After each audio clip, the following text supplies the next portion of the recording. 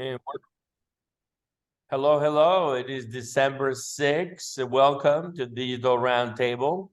Today, the Eagles are flying solo. We got Llewellyn King on the train line corridor Amtrak from Boston, New York City to DC. And we have our own John Sibley Butler in Austin. And we also have Linda Gasparello joining us. Hopefully she'll come on here in a moment and turn on her camera. But before we get started, and we have a lot to talk about, let's ask our own John Sibley Butler for some music. We don't smoke marijuana in Muskogee. We don't take no trips of LSD. We don't burn our draft toys down on Main Street. 'Cause we like living right and being free. Now we don't make no party out of loving. But we like holding hands and preaching. We don't let our hair grow long and bushy. Like the hippies out in San Francisco do. And I'm proud to be an Okie from Muskogee. Place where even squares can have a ball. We still wave old glory down at the courthouse. And white lightning still the biggest thrill of all. Leather boots are still in style for manly footwear. Bees and Roman salads won't be seen. Football is still the roughest thing on campus. And still the kids respect the college dean. That's a song from the past. Very nice, John Butler. Very nice. How are you, sir? I am doing fine. There's a lot of news to look at, and the technology is just booming. The technology solves all kinds of problems. I spoke with some folks this morning from California who want to raise a fund to pay half of the down payment for people in their 30s and 40s who want to buy a home, for example. And of course, it's an equity position. And when they sell the house, they'll get the equity back. And if they want to buy them out, they can. And they argue that this is a solution to the kids in America who cannot buy a home, cannot afford the down payment, and they are willing to take an equity position and do half of the down payment. I spoke with another company from England, and they're working on the relationship between what you eat, the food, and everything that your body does. And that was pretty exciting. The microbes in the stomach seems to be the major kind of variables. That's very exciting. And I also spoke with a young man who want to run for Congress in South Texas. That was yesterday. So it looks like Andreas and Llewellyn. It looks like everybody's trying to solve the problem. But the biggest problem that we have right now, it's not opportunity. It's what's happening in the Middle East. It's what's happening in Israel and what's happening in Palestine. And it's taken us to a sense of outside of the concept of equal opportunity to a concept of who will you support. And I think it's very important to have debate all the time in America. And I was in a conversation where anti-Semitism and Zionism are not the same. You can be anti-Zionism and not be anti-Semitic. So it's very interesting. I spoke at a friend of mine's house the other night, and we had a lot of discussion on all of these things. So, and what's going on in Europe now with the war, and what's going on with the war with Israel and Palestine, and what's going on with the price of oil. We don't know what the other Arabic states would do.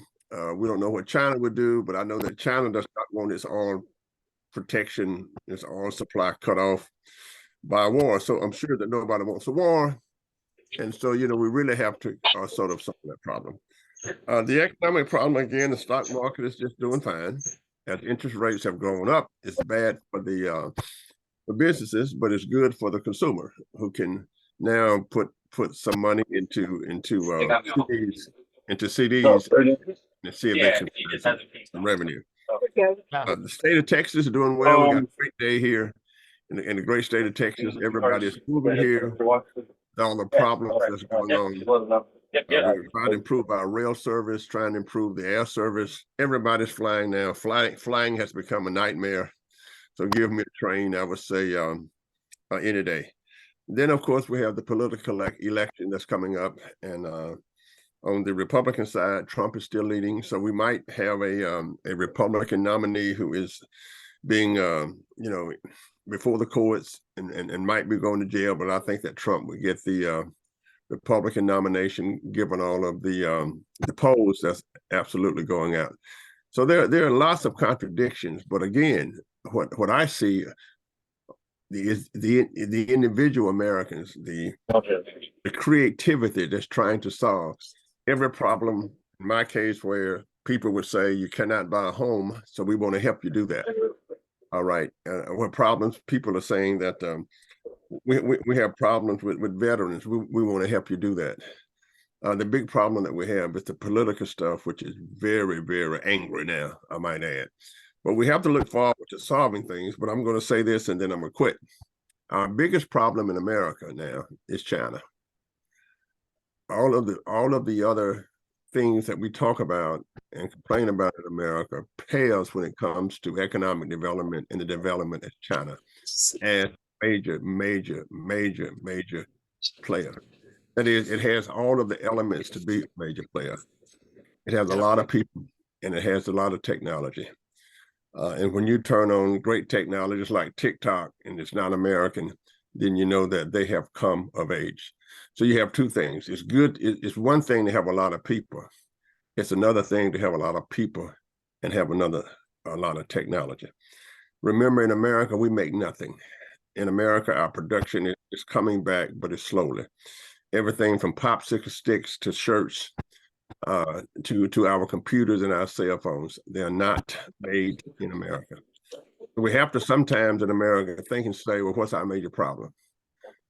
It's a major problem in terms of the economic development of America, where we are in America, all the natural resources that China is exporting in Africa, all of the resources they're exporting in India. And when you look at those populations and do the population pyramid, then you can see that the 38 million people that we have in America would pale in terms of the rest of the world. America has stayed ahead through technology by creating things that it acts dispense. And now I think that China is the major evolving kind of country, and it's not a problem. It's just an issue that America can deal with to secure jobs and prosperity for the future. Got it. Llewellyn, how are you, sir? I'm well, thank you.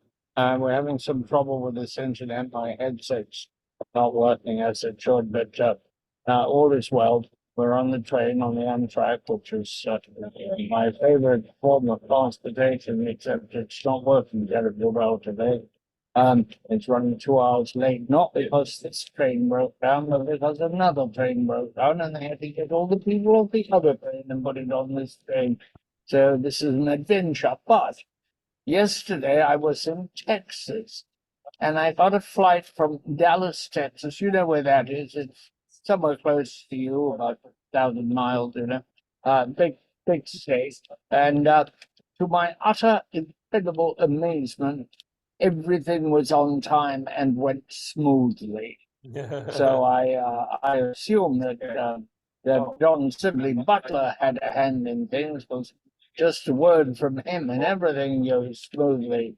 As to the news, I think we've got to face the fact that we're coming to a point of crisis, and the crisis is about to be recognized, which is all of the attention paid to global climate change coming out of Dubai, but at the same time, an increasing attention in the US to an energy shortage, an electric shortage. Texas, as we know, had some difficulty. Yeah, we hear you. We hear you. We hear you. So, Getting through the winter, California is going to have a difficult time getting through the summer, as Texas may as well. The organization that predicts these things is there will be wide shortages of electricity. I'm doing a United States Energy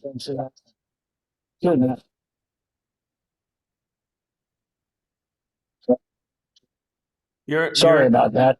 No worries. I'm doing a webinar, press briefing next Monday. I've got some really big names, all of whom have come to talk about this impending crisis in electric supply.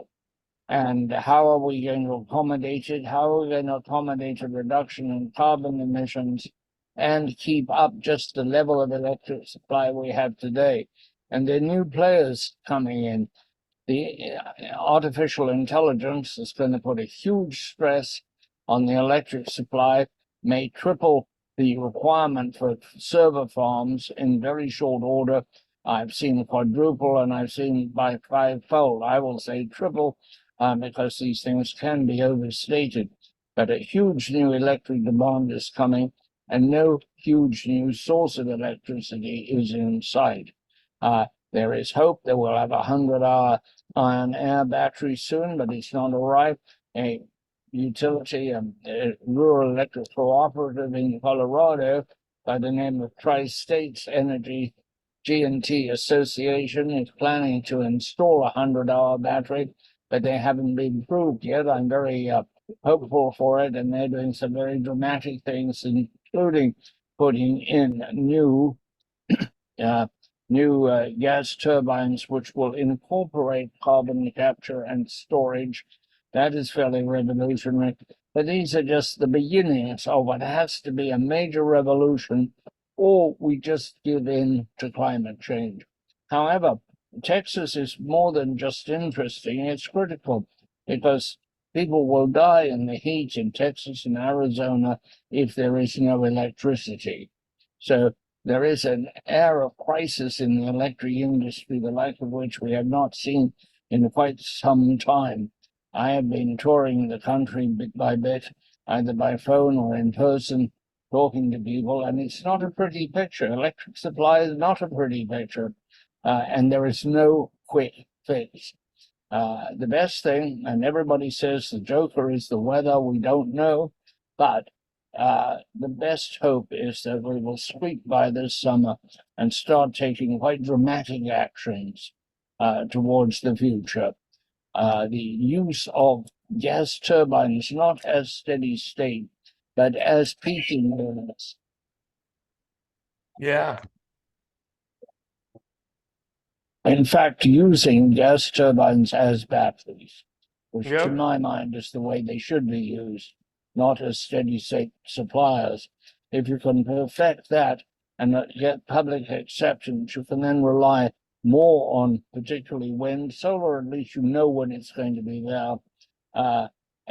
So we're going into an uncertain electric future, and it could affect everything. So far, it's been a fairly quiet story and hasn't received a lot of publicity, but Dubai, in a funny way, will draw attention to it. I don't think it's a very healthy situation at all, and I think it behooves our industry to look at it, particularly to see where data can ease things out, where it can really ease the demand supply equation. Yeah, absolutely.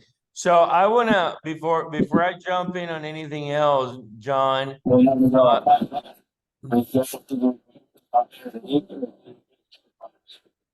Yeah.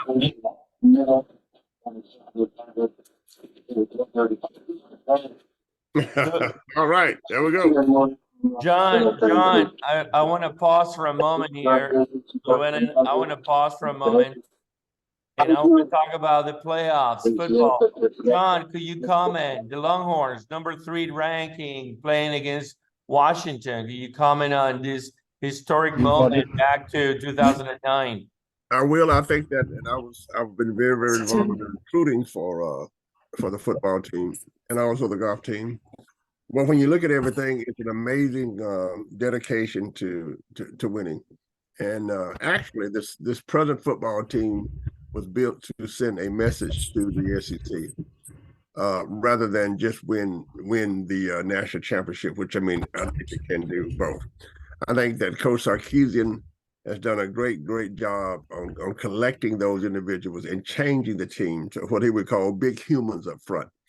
So if you look at our defensive line, if you look at our offensive line, these are just big people. They are huge people. Gentlemen, this is a non sequitur to end all non sequiturs. I thought we were talking about electric supply in the digital age. Well, let me just add to that. Some kind of thing involving a ball. Well, let me add to that. The stadium. I'm sorry, I'm sharing my time here with the Amtrak announcer, but I didn't realize we were going to have interregnum to play football. Well, you didn't let me finish, Llewellyn. We Tiger Stadium, Longhorn Stadium will now be lit up like it's never been lit up before, with great lights and lights which will reduce the number of protons that we need in Austin to stay. Yeah, well, you will need a lot of electricity, so you better speak to them. We will. But I'm happy for the Longhorns. And we're playing Washington. We need to get Llewellyn a ticket to a football game so he can start talking about cricket and soccer. No, I've been to one professional sports game in my life, and that was to watch Pele, the great soccer player, in a demonstration match. And I was quite interested in what he was doing and could do with the ball, but I was quite appalled at the enormous number of people squeezed into a small space. And I rather resolved not to put myself in that situation again. Well, he still hasn't been Americanized, but we're working on him. But Llewellyn, let me just comment on your comments there a little while. We're back to football here. The comment, Llewellyn, is that you're exactly right. And Llewellyn, you have not even started with the revolution in electric cars and the movement, not just electric cars, but the Internet of Things. And even without the addition of those things, we are still in great trouble. And what we've learned from Andreas and other guests that we've had on the program is this: we're just not ready for the electrification of America, period. Nope. We have the electricity to do so. But we also bring in the new technologies, the revolution in technologies. And those kinds of things. So as bleak as it might sound, there are scientists that's working on trying to solve that problem. But you're right. If everything goes wrong this summer and you add electric cars to the mix, you add electric trucks to the mix, anything that's moving big with electricity, then it's going to be very, very interesting. So for example, if I wanted to drive to New Orleans, city of my birth, to watch the Longhorns in an electric car, it would take me 16 hours because I've got to stop 2 hours to fill up. In a regular combustion car, it'll take me 8 hours. So there's a lot of things that's going to have an effect on the economy. And I think that you're exactly right. But what we try to do here, as you know, is see how we solve problems through innovation and technology. But you're right. This is the first time in the history where the climate has combined with our needs that would produce some strange effects. So what I think about everybody cutting back on electricity, people turning everything off, and I think that would be one of the solutions as we move to other kinds of things. Sorry, Andreas. No worries. I wanted you to comment on football, but I also wanted to remind Llewellyn that this aggregation of people in big arenas is a big challenge for the grid itself. And I'm remiss to tell you that last week was also the announcement of the introduction of the shipping of the Cybertruck, which is designed to actually inject energy back on the grid. The truck is bulletproof. It's made out of steel. It is a phenomenal piece of equipment. And most recently, Elon Musk had a race between the Cybertruck and a Porsche 911. And the Cybertruck won, doing a phenomenal feat while it was beating the Porsche 911 because it was carrying a trailer that was carrying a Porsche 911 identical to the one that it was racing against. It is a amazing piece of equipment designed by Elon Musk and his team at Tesla. It is not my favorite looking car, but when it comes to performance, there's nothing like it in the planet. People are going crazy about it. So we shall see what happens as vehicles are out of the bottle and getting, sold every day. And the grid is going to have to figure it out how to charge them when they want to be charged. So. Well, Andreas, this is not a new business model, but this is very, very different from going from horses and buggies, right, to combustion engines. Yeah. And what the data is showing us is that if this were to speed up, then we just would not have the resources to plug it in. So it would sit around and basically and go nowhere. Yeah. So what and I think the challenge is the following, John. And you have said it many times before that there will be tens of 20 or 30 or maybe hundreds of new EV companies emerging out of nowhere. And the notion of the performance of the vehicles and building it faster and faster and better, stronger, with more torque vehicles means bigger batteries, right? The Cybertruck has a battery that is 600 kilowatts. So, for that truck to charge, or for all the friends in your cul-de-sac to charge their trucks at the same time, is going to require an entire brand new distribution system to the corner of the house. Yes, and the question, Andre, is how far are we away on the technology side of saying that it is okay to plug everything in? Are we 10 years away? Are we 5 years away? With the technology to deliver a two-way grid exists. I built that in Austin in 2009, and it's gotten better with 5G and fiber and many other things, right?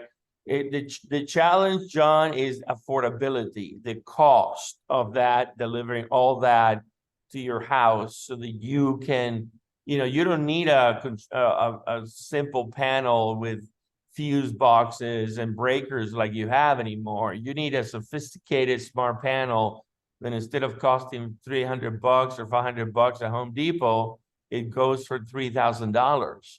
So when you think about that, everything that is to deliver that new capability is a 10x cost to everybody at your house, on the wires, on the infrastructure of the utility. Is a 3x to a 10x, right? And so who's going to pay for that? Who's going to pay for that? But let's use that historical. Let's take a historic example. So when automobiles came out, electric cars to begin with, we were plugging in electric cars in the 1890s and 1900s.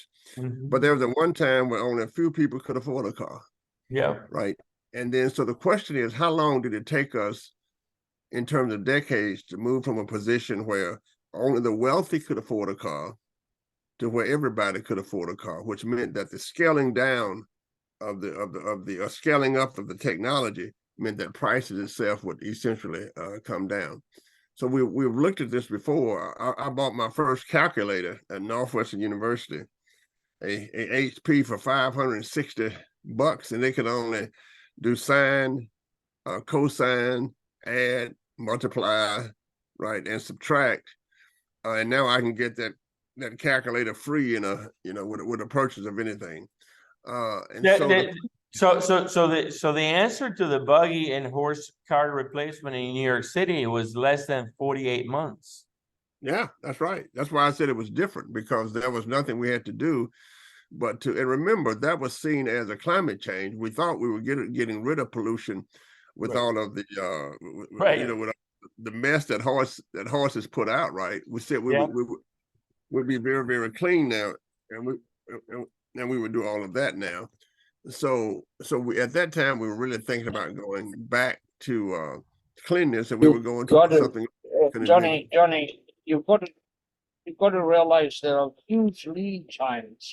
We will see these revolutions. We will see electrified transportation. We will see Elon Musk truck or some similar, at which point, of course, Andre's Ford Lightning will be obsolete, and he will be out trying to get an Elon Musk truck. Even if he doesn't like the look of it, maybe he can put some decoration on it, and it would look better. But this evolution is going to take time, and we may be in crisis. If you get a combination of a lot of heat domes and not enough electricity, you get a lot of people dying from heat stroke. Texas and Arizona and related places came through last summer because there was enough electricity.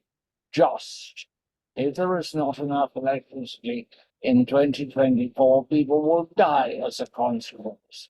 And this is a very serious time, and it's not going to be quickly fixed, but it is going to bring a collision between environmentalists really concerned by what they've learned from Dubai, against electric producers really concerned about their inability or possible inability to meet load. So it's one of those hard places and a rough situations, and how it plays out is a national consequence and even a national security consequence. I agree. Well, let me ask you, Llewellyn, should we bring back the traditional kinds of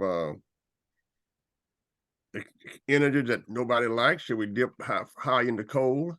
Should we bring back petroleum? Should we bring back all of those things that say we're polluting the universe? What's more important, life or pollution?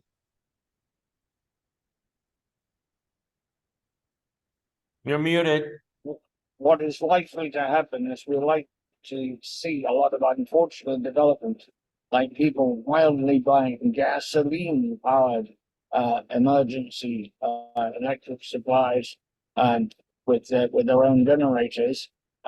Sometimes natural gas, but more often buy them in the hardware store, kind of electric generators, because people will be desperate. That will neither help the problem nor will it solve. May save a life down that, but that's for people who have got the money to do it. But it will not solve the electric problem, and it certainly will not help the environmental problem. We don't need a lot of two-stroke engines running out the back door to make electricity to keep the air conditioning on. We need a lot more baseload generation with very low output. We need more nuclear, but there is no business plan in place by any manufacturer of new or old style electric nuclear plants who can get over the cost issue.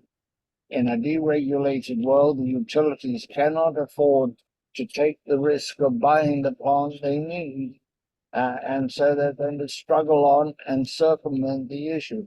The government is going to continue with his philosophy of push, push, push, and what it really needs is pull, pull, pull. Things work very well when the government sets a target, and then industry builds to that target. When the government says that's a great idea, now here's some money, push, push, push, it doesn't work very well, and it is not getting small modular reactors or old-fashioned 1,000 megawatt and more reactors out the door and online. So a whole new thing of how we procure heavy electrical equipment is needed. My own suggestion is that it should be built and transferred to the utilities. It's called BOT, and it's a pretty successful way of getting things started and not getting things moving. I do not suggest the government gets into the electricity business, although it's in it, but I do think that it can be much more constructive in the use of infrastructure funding to get something actually done, rather than sending some to this university, some to that small startup company, some to this Indian reservation, which is what is happening now. Very commendable, but not very effective. Indeed, ultimately, not effective at all. Well, let me ask Andreas and you about some of these fringe things that we hear about, such as ocean thermal energy. Hmm. We have been looking at ocean thermal energy over the years. Generation nuclear power plants, the next generation of nuclear power plants. Synthesis of hydrogen using CO2. Mhm. And what I like to do whenever I read something like that, I send it to Llewellyn, and Llewellyn makes a comment. He will say, well, these are interesting kind of fringe things that's been around. But if we look at the ocean thermal energy, for example, and if we really put money in that, with all of the oceans that we have, Andreas, have you heard of this? I mean, where is Oh, this in yeah. terms of labs?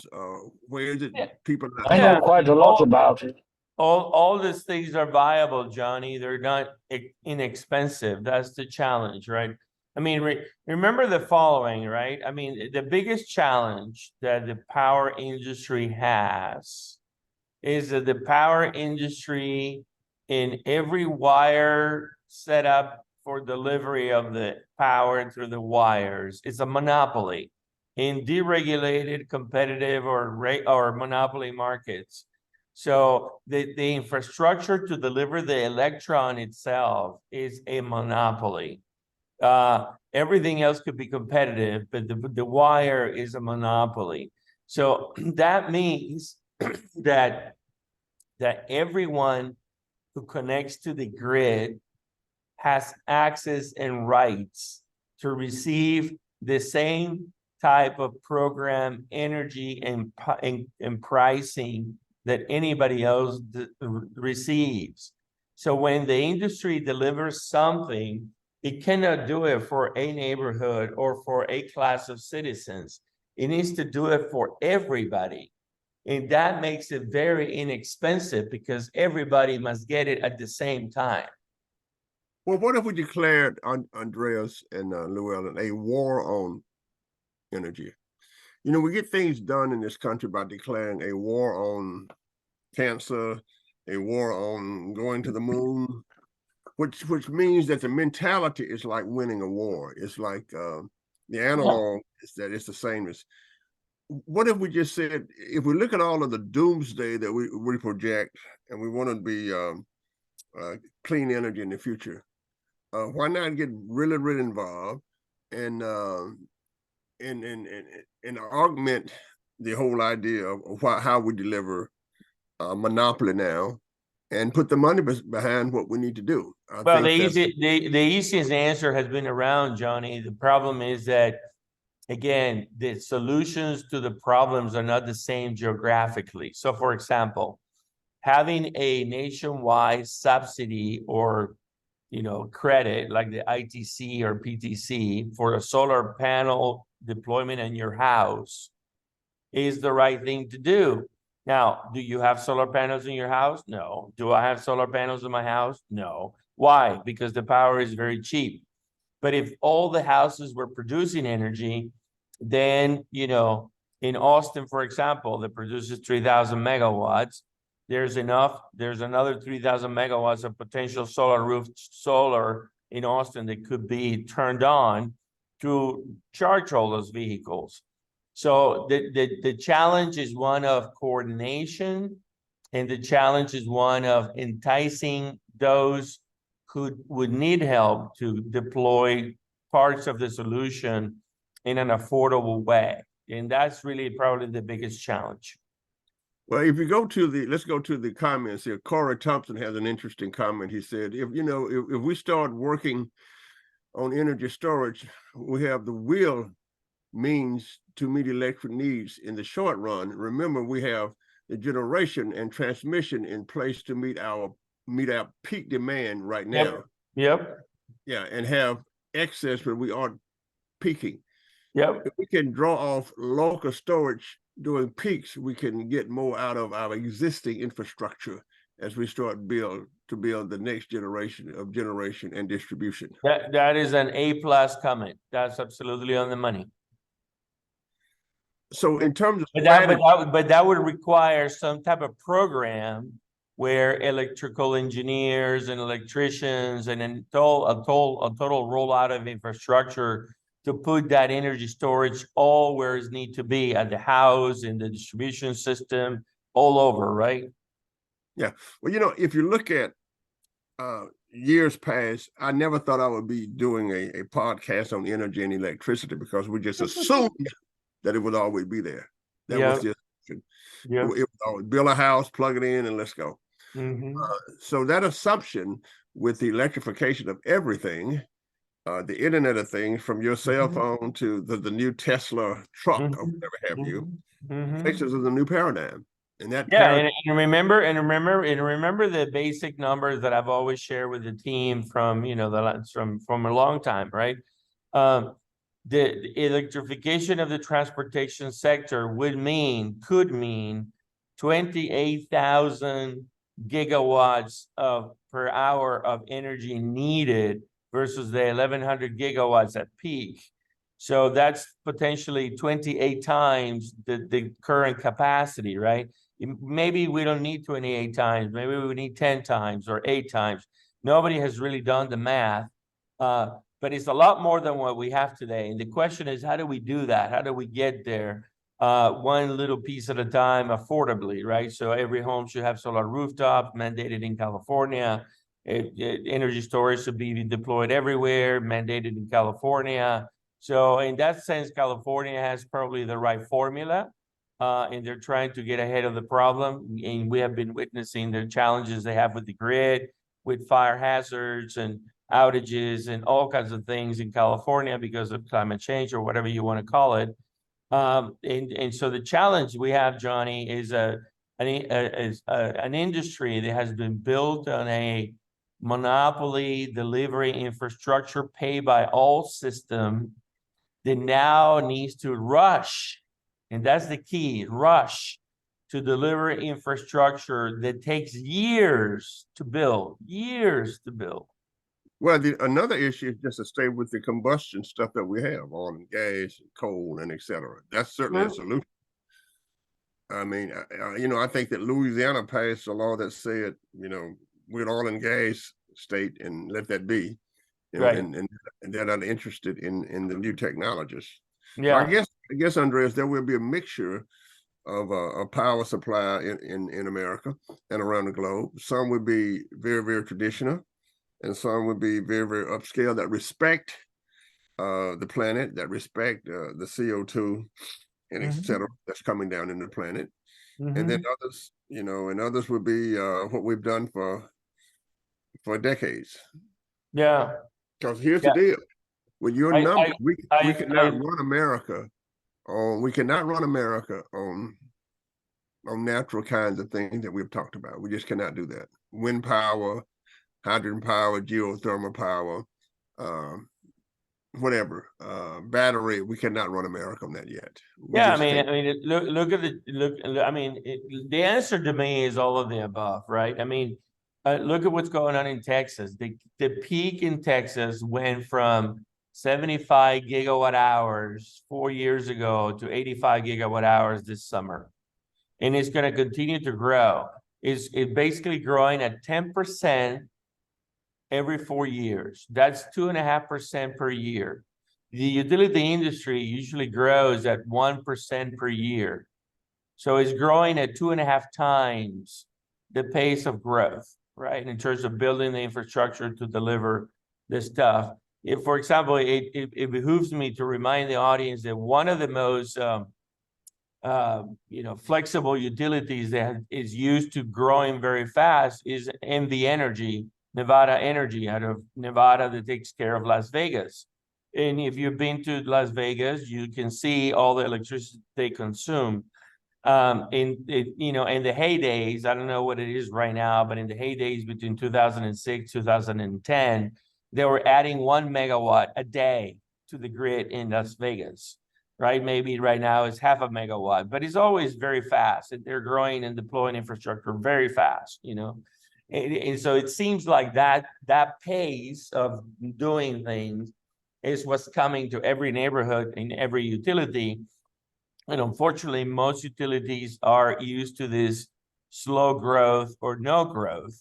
And they don't have, call it the process, the supply chain, the readiness to transform themselves within months or weeks, what's probably needed versus taking 10 years to build things, right? We don't have 10 years to build things. Especially I would Yeah, go like to ahead. point out that that growth you point, that organic growth of 2.5%, that is not the story everywhere. Around San Antonio, it's 8%, and I just came back from Dallas, where I was talking to a rural electric cooperative on the edges of Dallas. They're growing at 10%. That is far ahead of that. That is an almost a tremendous double. Yeah, I was doing a nationwide average, Llewellyn. So Well, you're muted again. Llewellyn, you're muted. But these utilities are going to have to deal with that growth rate, or they're going to have to buy in power from other utilities. You can't have one growing at 10% because it's a housing development haven, and the one next door 2.5% without the normal sharing, which will put a pressure on the 2.5%. It won't be 2.5%. ERCOT will be stretched if you have these high growth rates, even in 5 places, and you have them in at least 20 places in Texas today. That's because Johnny, as he told us for so long now, has arranged for Texas to be the place where everybody wants to live, but you have to have air conditioning to do so. True, very true. I think so. I think we have, we had a great discussion with everybody about why the University of Texas became a great university. And the answer was the Board of Regents air conditioned the buildings. So I don't have any pretense about the need for energy. The question is which technology will bring it. And the question is how long and do we have it now? And right now people seem to think that we do have it, but we're run by a monopoly that moves like a glacier. And my question is, do we displace that business model and have generation of electricity in different kind of ways, whether it's distributive in different ways? We go away from the old model. We go back to every home being electric, sufficient, like the electric sufficient, like the old dairies were in the 1920s and 30s. So we know that the problem is there, and we know that the solution is there. But what we hear, of course, is that it's a monopoly. At least the delivery system is a monopoly. All of the wires is a monopoly, and behind this monopoly, there's all kinds of technologies that can be there that can make us fly better. Yeah. Yeah. And what I would say to you is I agree. And if you look at the construct again, the re-engineering of policy is the biggest opportunity here. FERC, the Federal Energy Regulatory Commission, only worries about the bulk power generation and the transmission system. They had never had jurisdiction or worry about the distribution grid. The transmission side of the house, the bulk generation side of the house is fine. And it's actually by the laws of FERC, that's what they protect. They perpetuate those monopolies, right? And what's needed is a different construct. Well, the distribution grid and local generation, it's actually driving the equations of the balancing of the grid and all that. And so that means every utility is on their own to do that, and every state is on their own to do that, and not FERC. And so that's an interesting challenge because, on the one hand, we're supposed to be protecting the 30, 40, 50-year investments made for the bulk power generation in the transmission grid.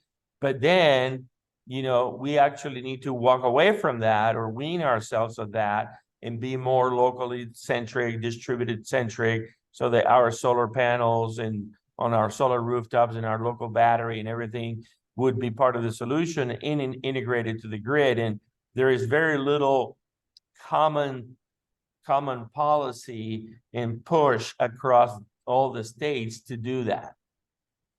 Well, what would it take then? Would it take a natural disaster for it to happen? And I mean an unnatural disaster. Probably.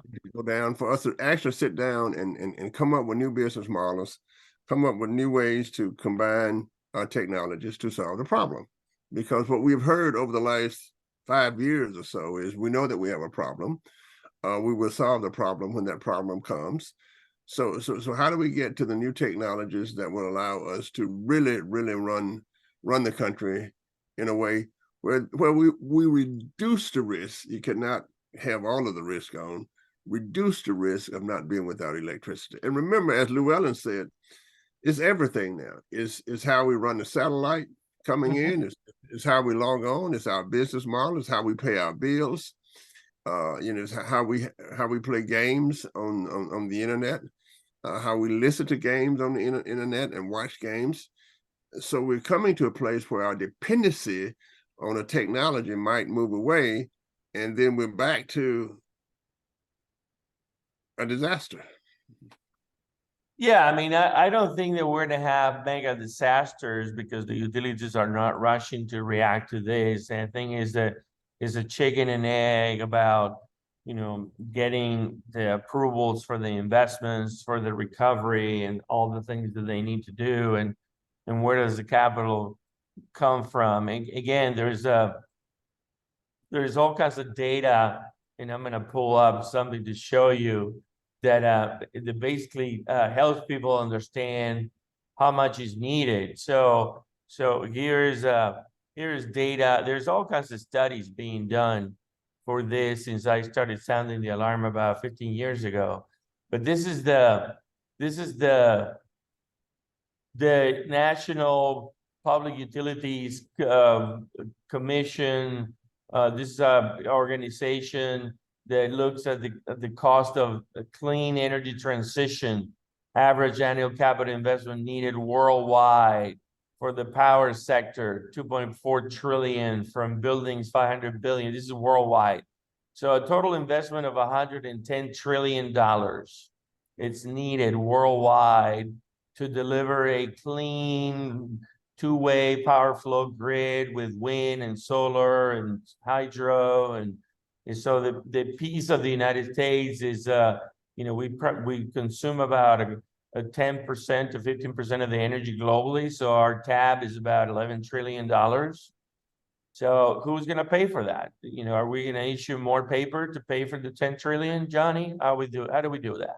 Well, I think we do what we need to do. When we look at it in the aggregate like that, it looks big. It's like saying, how do we build in the 1950s, how do we build the expressways? I think what you do is like what we've always done, that every state contributes.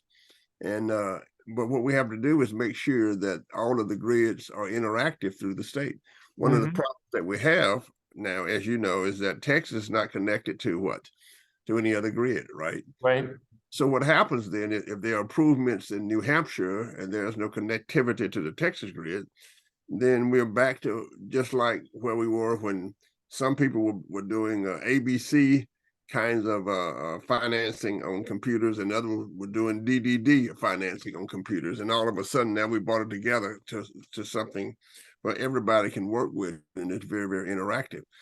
It seems to me then it's going to be, I wouldn't say piecemeal, it's going to be done state by state, region by region, just like we did the standardization of red lights. We did the standardization of stop signs.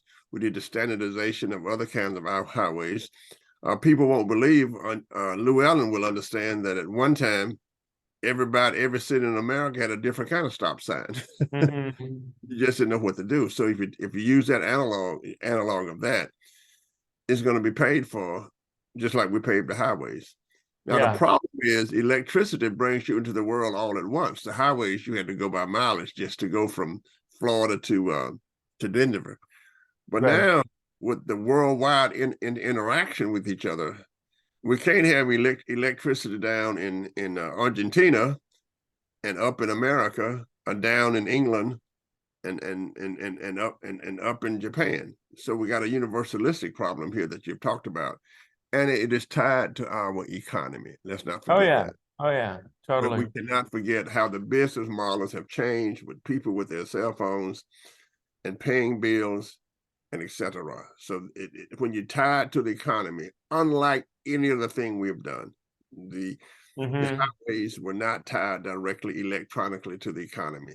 Might have been tied to selling of gasoline, but we are at a point now where we utilize electricity to do everything for purchase, movement of people, and everything. So let's tie it to the economy, and then I think that's when we pay for it. Yeah, Llewellyn, thoughts? Well, first of all, I think that we can see a disaster, and it can be quite terrible.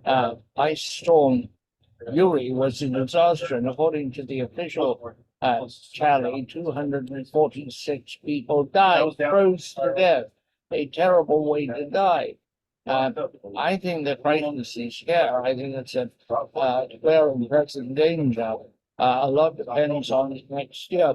There are dramatic things that can be done, but you must have a plan for very selective dropping of load, which isn't easy.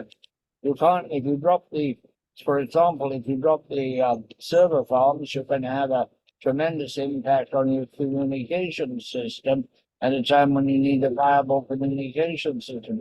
Despite that, and of course, the public outcry would be huge.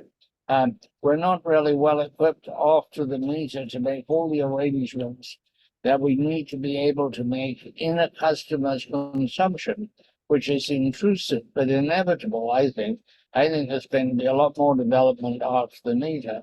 And I think one of the great helpful things in the future may be simply better transmission, better management, and a better battery. If the iron air battery, and I'm not looked at the technology, so I can't sort of say favor. I've interviewed the person, but I don't really understand it well enough.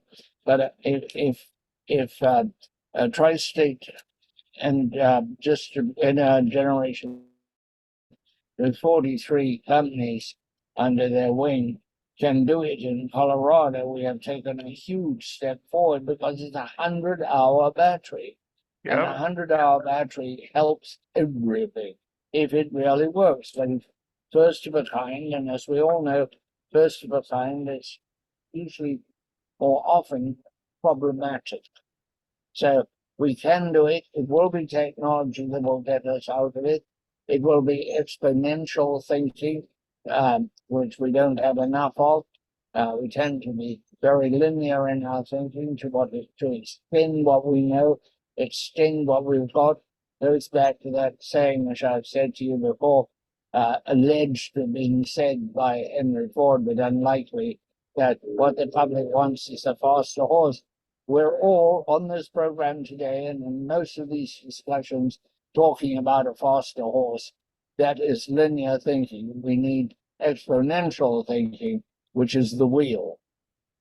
Well said. Well I mean, said. I think that's great, and especially we haven't even talked about the impact on military organization and military vehicles, and also, as you know, Llewellyn, we're moving toward electric planes now because we want to rid the earth of everything, quote, that man has done.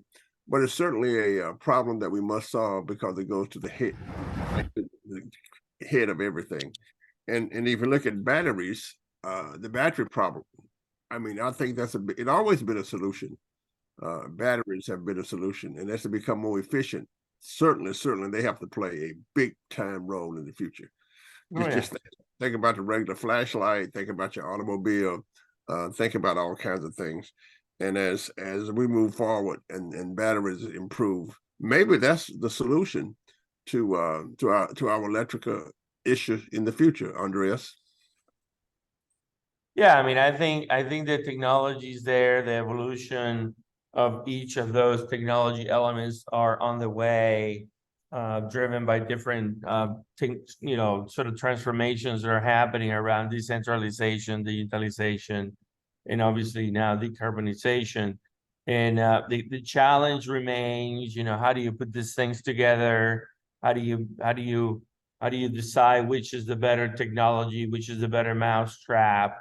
In many ways, there are too many options, and in so many ways, there are not enough options. And so, there's a bit of a chicken and egg in a lot of places. But I think the biggest opportunity, Johnny, is new business models and new policies on how energy gets created, delivered, and built so that people have choice, and convenience, and affordability to do whatever they want with the energy they can buy.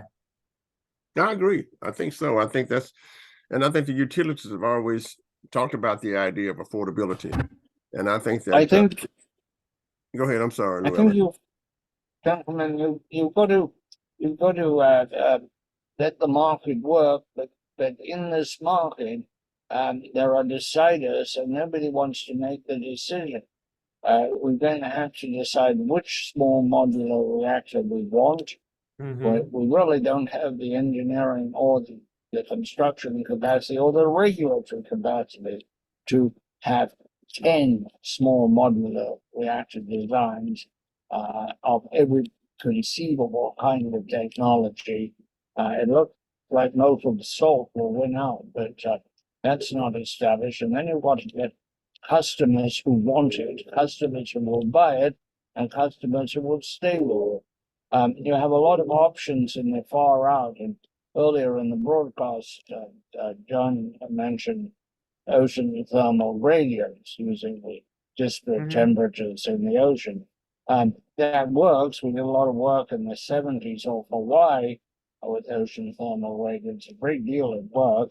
And problem is you need a very suitable location. It doesn't work just anyway. You can't just rush down to the beach and install it when nobody's looking.